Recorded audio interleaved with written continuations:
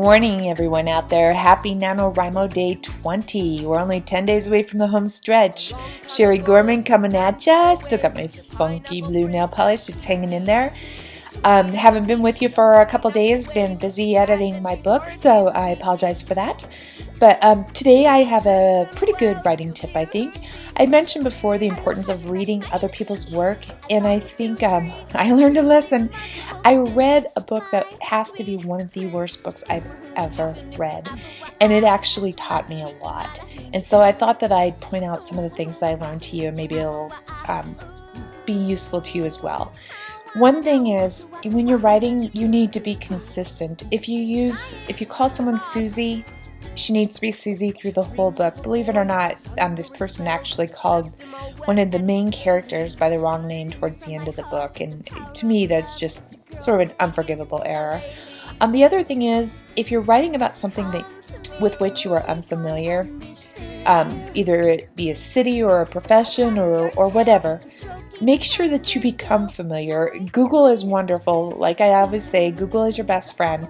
You can find so much on Google, or you can take the extra step and go talk to somebody in the profession, or maybe visit the city if you've got a trip planned or something like that. But if you are going to venture into unknown territory, make sure you know what you're talking about, because if you don't, and even if you don't, other people do, and they're going to catch you on it, and you're going to look like an idiot. So, just be thorough, be diligent, take the extra time and research. I guess the last point that I'm going to make is proofreading and good grammar.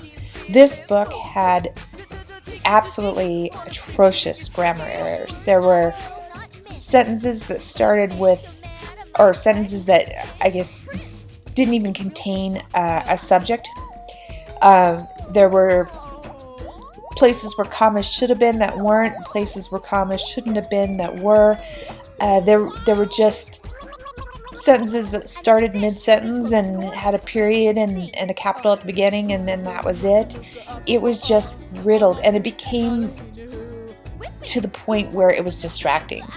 And, I think people are willing to overlook a typo or two, even professional books. I think some people make a game out of finding typos in the writings of well-known, top-selling authors, and it happens.